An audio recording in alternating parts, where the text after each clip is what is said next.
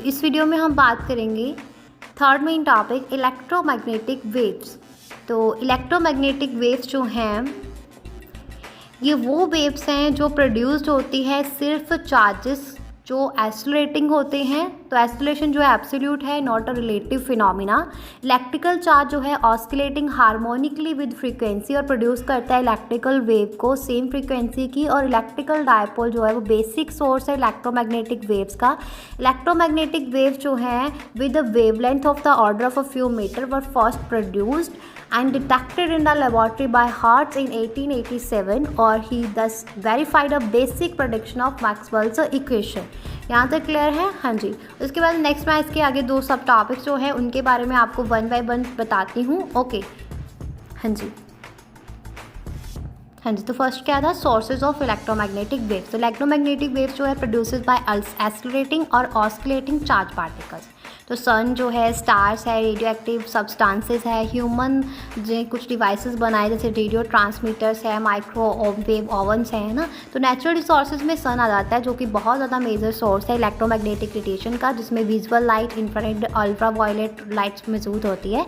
Stars भी सन की तरह ही है, स्टार इमिट करता है wide range of electromagnetic waves को। रेडियो एक्टिव सब्सटेंसेस जैसे कि गामा रेज हैं, हाई एनर्जी फॉर्म है इलेक्ट्रोमैग्नेटिक रेडिएशन की। कॉस्मिक रेज जो है इसमें हाई एनर्जी पार्टिकल है फ्रॉम द स्पेस जो प्रोड्यूस करते हैं इलेक्ट्रोमैग्नेटिक रेडिएशन को। ह्यूमन मेड सोर्सेज में रेडियो ट्रांसमीटर्स वो डिवाइसेज है जो जनरेट करते हैं, ट्रांसमिट करते हैं रेडियो वेव्स को फॉर कम्युनिकेशन। माइक्रोवेव ओवन्स जो है वो प्रोड्यूस करते हैं माइक्रोवेव को for heating food. X-ray machines जो है जो मेडिकल इमेजिनिंग में यूज़ की जाती है एक्सरेज को प्रोड्यूस करने के लिए। टंगस्टन लैम्प्स जो हैं वो इंसिडेंस लाइट बल्ब्स जो हैं वो प्रोड्यूस करते हैं विजिबल लाइट को, इंफ्रारेड रेडिएशन को। आर्क वेल्डिंग इक्विपमेंट जो है वो प्रोड्यूस करते हैं इंटेंस लाइट को, हीट को, जिसमें इंफ्रारेड और विजिबल लाइट शामिल होती है। मेडिकल अप्लाइंसेस में अलग अलग डिवाइसेस जो हैं वो यूज़ होते हैं हेल्थ केयर में जो इलेक्ट्रोमैग्नेटिक वेव्स को जनरेट करते हैं अलग अलग पर्पसेस के लिए। जब चार्ज पार्टिकल जो है जैसे कि इलेक्ट्रॉन जो है वो एक्सेलरेट होता है तो ये प्रोड्यूस करता है changing electric and magnetic field को जो प्रोपेगेट होता है एज ए इलेक्ट्रोमैग्नेटिक वेव।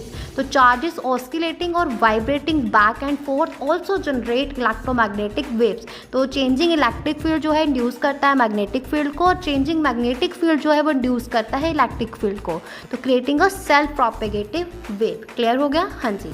तो सेकंड सब टॉपिक क्या था? Nature of electromagnetic waves. तो इलेक्ट्रोमैग्नेटिक वेव का नेचर की बात करें जो ट्रांसवर्स होता है, मतलब कि इलेक्ट्रिक और मैग्नेटिक फील्ड वेक्टर जो हैं वो ऑस्किलेट परपेंडिकुलर टू ईच अदर और परपेंडिकुलर होते हैं डायरेक्शन के जिसमें वेव प्रोपेगेट करती हैं। और डिस्टर्बेंस जो है, ऑस्किलेशन जो है इलेक्ट्रिक और मैग्नेटिक फील्ड्स में वो राइट एंगल होती हैं to the direction the wave travel. तो इलेक्ट्रोमैग्नेटिक वेव्स जो हैं characterize by their electrical magnetic field components oscillating perpendicular to each other and to the direction of wave propagation।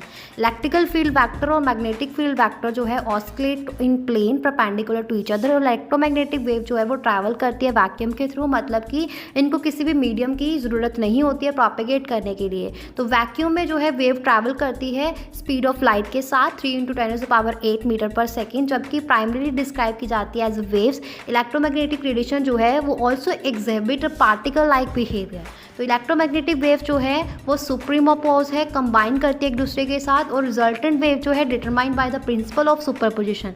Electromagnetic wave जो है वो carry करती है एनर्जी को, momentum को, जो कि ट्रांसफर होते हैं to matter upon infraction. Clear हो गया? तो यहाँ पे हमारा थर्ड मेन टॉपिक फिनिश होता है।